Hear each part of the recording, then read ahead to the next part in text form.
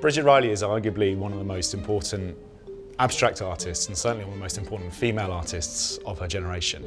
And like many female artists throughout the 20th century, because by dint of being a woman, by dint of not participating in a school of artists, she really pioneered her own course through art history.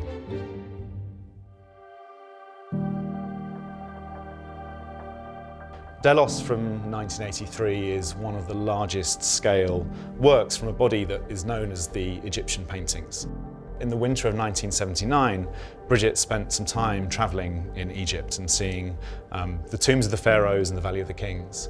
And she was particularly struck by the colour palette used for centuries and centuries ago of this warm red ochre, yellow ochre, blue and turquoise, with accents of white and black.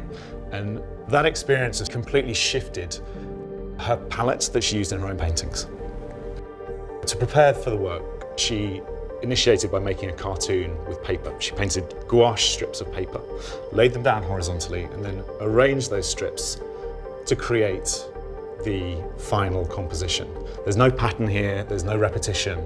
It's really done by eye, and it creates this incredible vibrancy as you scan across the painting from left to right. I think one of the really interesting things about her work, it is in many ways so analytical, pseudo-scientific in her approach to colour. Despite that cold approach to colour, there is a warmth, they're incredibly evocative paintings. This is called Delos, named after the Greek island, one of the most important archaeological sites in the Mediterranean.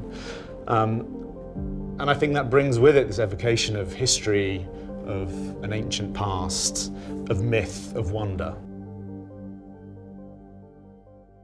Bridget's abstraction is really indebted to the understanding of colour and the perception of colour from the Impressionist artists. And Georges Seurat in particular was a key figure for Bridget Riley, and in 1959 she made a copy of his Bridget au Beauvoir. What she learns is this idea of what one colour adjacent to another colour does and how that changes our perception of that colour. And I think by studying and copying that pointillist masterpiece, it gave her the confidence to then embark on her own pioneering and in many ways radically different approach to colour through abstraction. You know, Seurat understood colour theory and painted in a landscape figurative way. Riley takes that as a launch pad to explore one of the most radically abstract practices in 20th century art history.